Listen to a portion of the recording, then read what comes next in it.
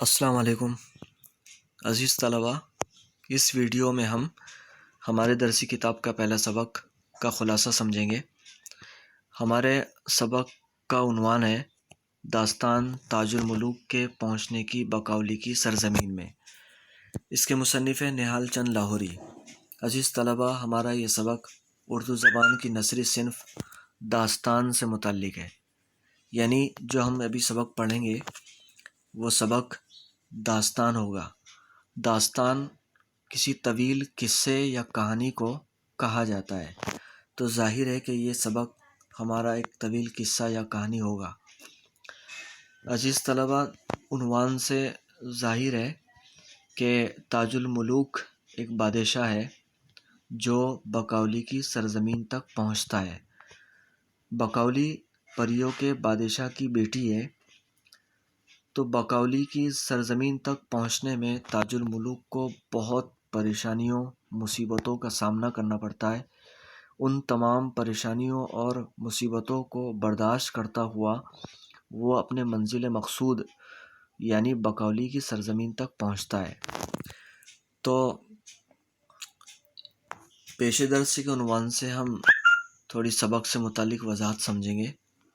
یہاں لکھا ہے کہ اردو میں داستان گوئی کی ابتدا دکن سے ہوئی، کہ سب سے پہلے داستان کہی گئی یا لکھی گئی دکن میں۔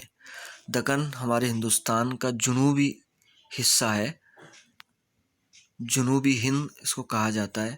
حیدرآباد وغیرہ علاقے کو دکن کہتے ہیں۔ تو سب سے پہلے دکن یا دکنی زبان میں ہی اردو داستان گوئی کی ابتدا ہوئی ہے، شروعات ہوئی ہے۔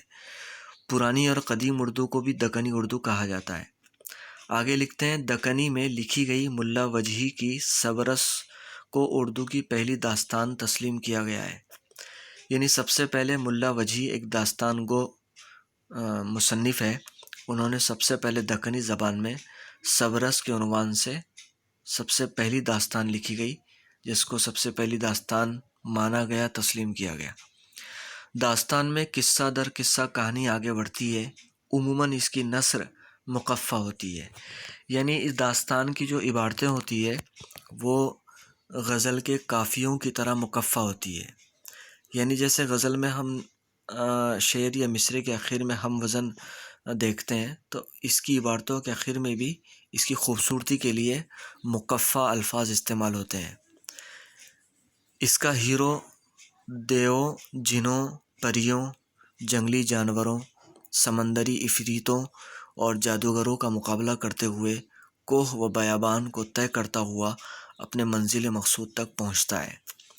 یعنی اس کا جو اہم کردار ہوتا ہے اس کو اس طرح بتایا جاتا ہے کہ دیووں اور جنوں اور پریوں، جنگلی جانوروں، سمندری جنوں، عفریت کے معنی بھی جن کے آتے ہیں، سمندری جنوں اور جادوگروں کا مقابلہ کرتے ہوئے وہ چٹیل میدان اور جنگلوں کو طے کرتا ہوا اپنے منزل تک پہنچتا ہے۔ انگریزوں نے اپنے ملازمین کو اردو سکھانے کے لیے 1800 عیسوی میں کلکتے کا فورٹ ولیم کالج قائم کیا۔ اردو زبان سکھانے کے لیے ایک انگریز نے فورٹ ولیم کالج کے نام سے ایک ادارہ قائم کیا تھا۔ یہ ادارہ 1800 میں قائم ہوا اور اپنے انگریز ملازمین کو اردو سکھانے کے لیے وہاں کے پرنسپل ڈاکٹر جان گلکرسٹ نے منتخب ادیبوں کا تقرر کیا جو اردو کے ماہرین تھے، ان کو وہاں استاد مقرر کیا جو منشی کہلاتے تھے۔ یہ لوگ درس و تدریس کے ساتھ نصابی کتابیں بھی تیار کرتے تھے۔ ان لوگوں کا کام پڑھانا بھی تھا، درس و تدریس بھی تھا، اور اس کے ساتھ ساتھ وہ اردو کے نصاب کی کتابیں بھی تیار کرتے تھے۔ ان پڑھانے والے مصنفوں میں، ان پڑھانے والے استادوں میں میر امن، حیدر بخش حیدری، میر بہادر علی حسینی، للو لال، نہال چند لاہوری، مرزا علی لطف، بینی نارائن جہاں وغیرہ فورٹ ولیم کالج کے اہم مصنفوں میں شمار ہوتے تھے۔ یہ مصنف بھی تھے اور اساتذہ بھی تھے۔ نہال چند لاہوری نے جس کی داستان ابھی ہم پڑھیں گے، نہال چند لاہوری نے عزت اللہ بنگالی کی فارسی تصنیف کا اردو ترجمہ مذہب عشق کے نام سے کیا۔ عزت اللہ بنگالی ایک فارسی مصنف ہے، انہوں نے کتاب لکھی تھی، اس کتاب کا نہال چند لاہوری نے اردو میں ترجمہ کیا اور اس کتاب کا نام مذہب عشق رکھا۔ ہندوستانی لوک کتھاؤں میں گل بقولی کا یہ قصہ بہت مشہور ہے۔ بقولی کا قصہ جو ہم اس سبق میں پڑھیں گے وہ قصہ ہندوستانی کتھاؤں میں بہت مشہور ہے۔ دیا شنکر نسیم نے اسی قصے کو گلزار نظیم کے عنوان سے نظم کیا ہے۔ دیا شنکر نسیم بھی ایک شاعر ہیں، انہوں نے اسی بقولی کے قصے کو گلزار نظیم کے عنوان سے ایک نظم میں لکھا ہے۔ نہال چند نے اپنے ترجمے کو اصل سے بالکل قریب رکھتے ہوئے تکلفات سے بچنے کی کوشش کی ہے۔ ترجمے میں سادگی اختیار کر کے قصے کو نہایت دلچسپ بنا دیا ہے۔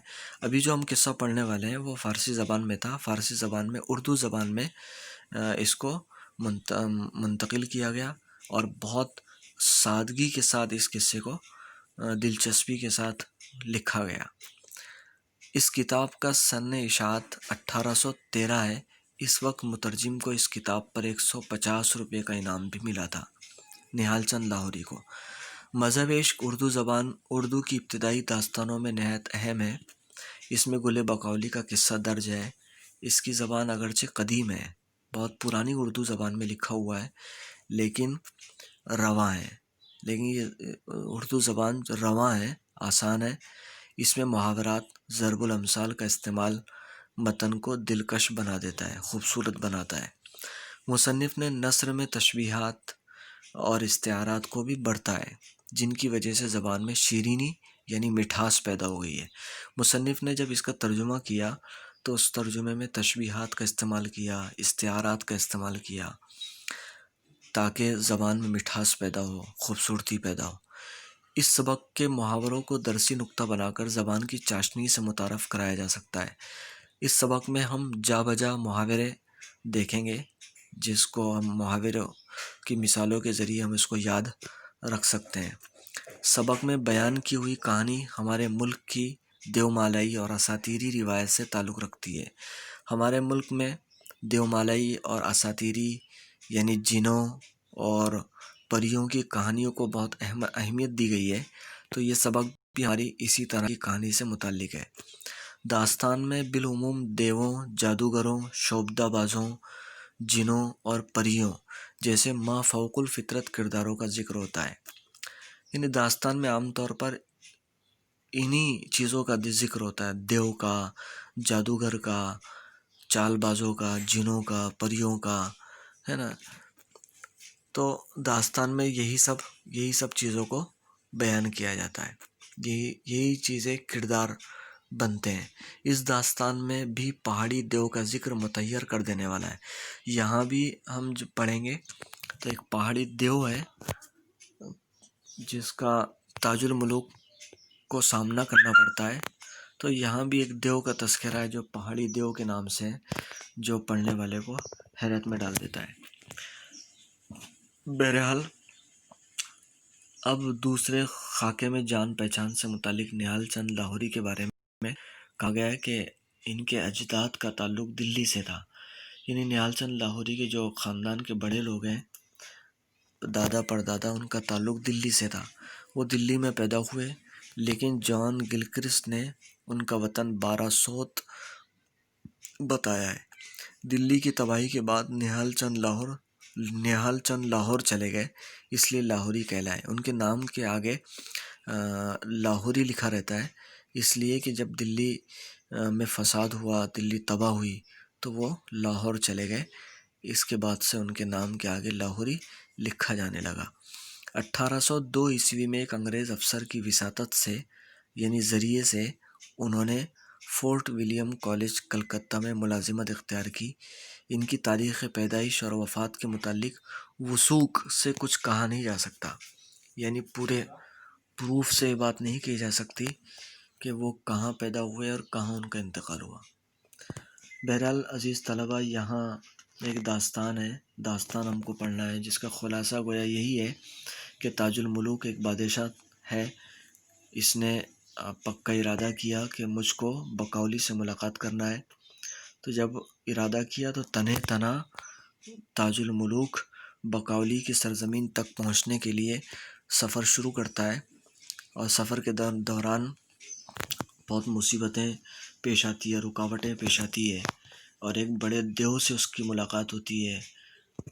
پھر وہ دیو کے ساتھ کچھ وقت گزارتا ہے، پھر دیو سے اپنا مقصد بیان کرتا ہے کہ میں کیوں سفر کر رہا ہوں۔